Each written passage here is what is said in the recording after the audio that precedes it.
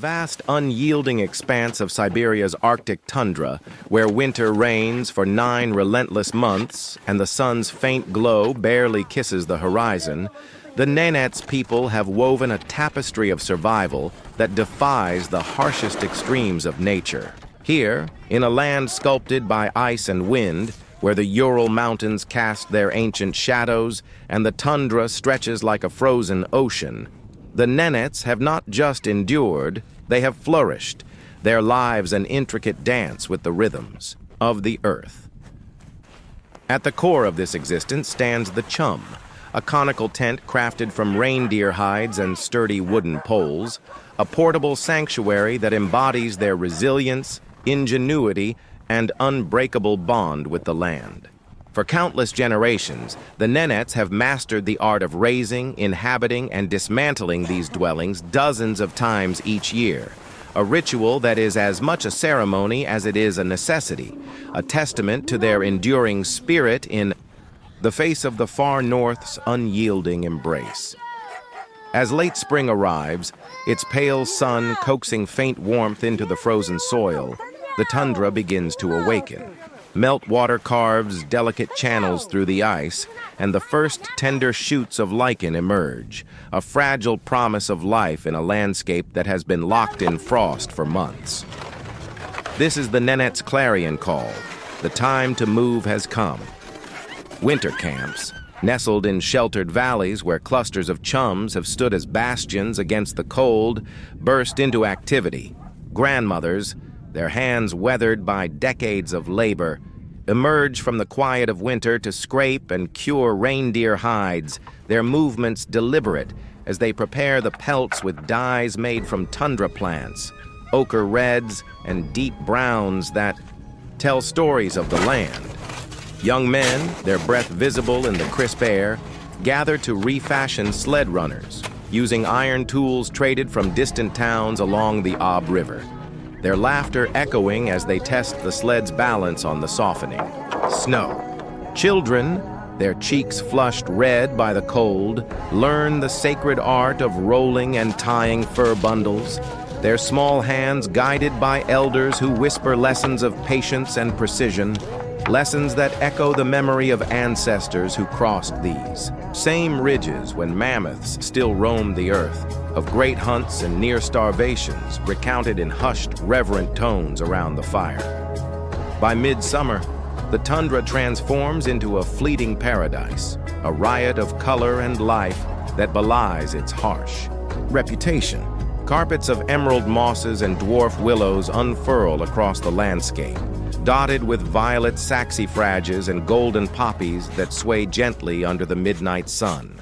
A sun that never sets during these brief months of abundance. Reindeer, the lifeblood of Nenets society, graze in fattened herds, their coats shedding in the cool breezes as they feast on the tender vegetation, storing energy for the long winter ahead. The Nenets watch their herds with a quiet pride, knowing that these animals are their partners in survival, their transportation, their food, their clothing, their shelter. Yet even in this season of plenty, the people remain vigilant, their senses attuned to the subtle signs of change, a frost on, a morning leaf, the distant honk of geese flying south, the first crisp bite in the air. These are the whispers of autumn, the harbingers of the cycle's inevitable turn, and the Nenets know they must be ready. When autumn's chill descends, the transformation is swift and purposeful. The conical chums are struck with a rhythm born of centuries, their hides and poles carefully unbound and packed onto sleds, each movement a choreography passed down through generations. The caravan sets out, threading its way along routes etched into the Nenets' muscle memory, river fords that melt only briefly in summer, ridges where the wind whispers warnings of coming storms, valleys that promise grazing before the snows return in full force. Across these miles, families cling together, children perched atop sledges, their eyes wide with wonder as they watch the landscape unfold, elders guiding with quiet commands, herders keeping the reindeer close with sharp whistles and gentle prods. The tundra is a remorseless vastness, a place where a single misstep can mean disaster, and the Nenets move as a unit, ensuring that no one is left behind in the cold embrace of the wilderness. At last, the chosen wintering grounds come into view. A hollow flanked by rounded hills, their slopes dusted with the first snows of the season. A fringe of sparse spruce trees bending under the weight of fresh powder. The glint of a half-frozen river promising fish beneath its icy surface. The air here is heavy with the scent of pine and musk, and the low sun casts an amber glow that will shorten with each passing day, heralding the polar night. The Nenets disembark with an almost ceremonial gravity, their movements deliberate, as they prepare to raise their chum once more. This is not just the construction of a shelter. It is a sacred act, a reaffirmation of their connection to the land and to each other, a ritual that binds the community together in the face of the coming darkness. The first task is to clear a patch of ground, a process that requires both strength and care. Stones and driftwood are carted aside, and the soft tundra is pressed, firm by the steady tread of footsteps, creating a stable foundation for the chum.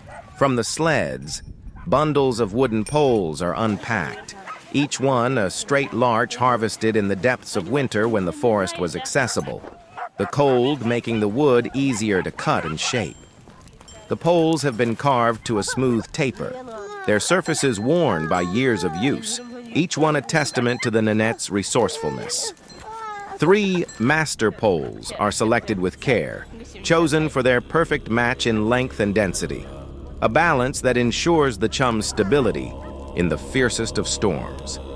These poles are bound together at their tips with woven sinew, forming a guiding tripod that will serve as the tent's backbone. With a synchronized heave, the tripod is raised, its skeletal form pointing skyward like an arrow, giving the chum its distinctive conical shape and lending its name to the structure itself. Around this central tripod, the remaining poles are arranged with precision, each one lowered into the frozen earth at equal intervals until a ghostly cone of naked wood stands as a sentinel against the tundra's expanse. Then begins the slow, deliberate choreography of draping the reindeer hides, a process that is as much an art as it is a necessity. The hides have been prepared over months, tanned with a meticulous care that speaks to the Nenets' reverence for the animals that sustain them. The tanning process is a labor of love, scraping away fat with bone tools, smoking the pelts over birchwood fires to preserve their suppleness, curing each hide with natural oils to resist the moisture of the Arctic winter. Now, panel by panel, the women and elders wrap the hides around the frame in a spiral dance, their hands moving with a grace born of years of practice. They stitch the overlapping edges with sinew threads so fine they disappear into the fur, ensuring no gaps remain for the wind to exploit. The fur faces inward, where bodies will lie, trapping warmth in a soft embrace. On the exterior, it deflects the cutting winds that howl across the tundra. Small hides are used to seal every seam, and the base of the chum is pinned to the ground, with stones or mounds of snow anchoring it against the storms that will soon come. Inside the newly erected chum, the transformation continues. The floor is layered with thick reindeer skins, piled high to form raised beds that keep the family off the icy ground, a barrier against the cold that seeps from below. At the heart of the floor, a shallow pit is dug to house the qulliq, the traditional blubber lamp that will serve as the chum's lifeblood. Carved from soapstone and polished to a smooth sheen, the qulliq cradles seal or whale oil, its moss wool wick carefully positioned for ignition. When lit, the qulliq's gentle flame becomes the center of the chum's world. Melting snow for drinking water, simmering broths of reindeer meat and blood, casting a golden glow that pushes back the polar night's relentless gloom.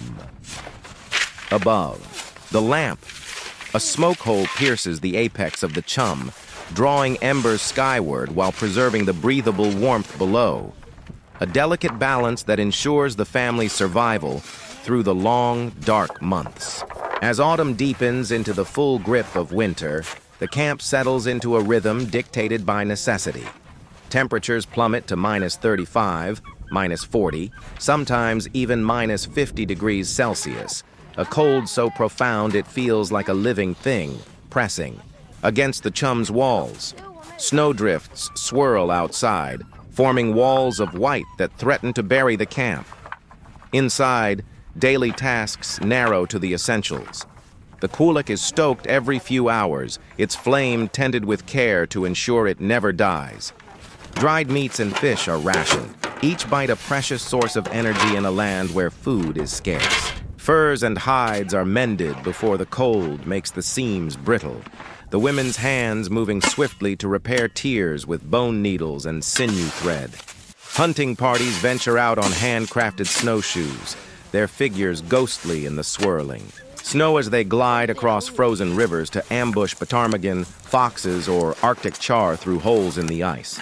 Each catch is a lifeline, its meat shared with neighbors in a gesture of communal survival, its bones carved into tools, knives, needles, fish hooks, that will serve the family through the winter. Children, their cheeks smeared with soot and fur, learn by doing, their education a hands-on immersion in the ways of the tundra. They follow their fathers to track a fox's trail, noting the way the snow has melted around the edges of the prints, a sign of how fresh they are. They sit with their mothers to split sinew into thread, their small fingers learning the delicate art of sewing. They help their uncles repair a pole fracture with willow bindings, a skill that might one day save their own chum in a storm. Their laughter, muffled by thick hoods, rings around the fire, a sound that anchors the community against the oppressive silence of winter. Elders, the keepers of memory, gather the children close to spin stories of the first herders who tamed, the Ural passes, of mighty storms that buried entire camps, of the sacred pacts between the Nenets and the spirits of the reindeer. These tales are more than entertainment. They are lessons, a living archive of knowledge that ensures the next generation will be ready for whatever the tundra brings. In the deepest depths of midwinter, when the polar night cloaks the land in darkness for weeks, the Nenets turn to their spiritual traditions to find solace and strength. Shamans, draped in ceremonial garments adorned with sinew and bone ornaments, lead rituals to honor the land's invisible guardians, spirits of wind, ice and fire that govern every aspect of life in the Arctic. Drums echo through the frozen hush, their steady beat a bridge between the human and spirit worlds. Chants weave between the reindeer pelts and the smoke of the qulliq, seeking favor for the coming thaw, protection for the herd, healing for the sick. Offerings of oil and bone are placed at the camp's threshold, small gifts to appease the spirits and ensure the family's safety through the darkest months. These rituals are a reminder of the Nenets' deep connection to the land, a connection that transcends the physical and touches the sacred, binding them to the tundra in ways that outsiders can only begin to understand. Then, almost imperceptibly, spring returns. The days lengthen. The wind carries BC. The first to notice is a softening in the air, a subtle shift in the light, the first thaw of gray ice along the river's edge. The Nenets feel it in their bones. The cycle is turning. Once more, rivers roar to life, their waters swelling with meltwater, carving new paths through the softening snow. The camp stirs with renewed energy, preparations for migration beginning anew. The qulliq is extinguished, its flame carefully snuffed out, the soapstone lamp cleaned and packed for the journey. The chum is dismantled with the same care it was. Raised, its poles and hides stripped and rolled, the sledges oiled and loaded for the road ahead. At dawn, the camp vanishes as swiftly as it appeared, leaving behind only flattened grass, a few scattered stones, and the faint, enduring pulse of human determination, a whisper of the Nenets' presence that will linger until they return. Through the decay of autumn and the fury of winter, the Nenets Chum stands as both shelter and symbol, a living vessel of ancestral wisdom, communal strength, and the unyielding spirit of a people who have made the far north their home. Every stitch in its hides, every pole driven into the frozen earth, every ember banked in the qulliq is a testament to humanity's capacity to not merely endure, but to thrive in the face of the tundra's relentless challenges. The Nenets story is one of resilience, of ceremony, of community, a story that echoes across the Ural Mountains and the Arctic tundra, a reminder that even in the harshest of places, life can flourish where there is ingenuity, tradition, and an unbreakable bond with the land.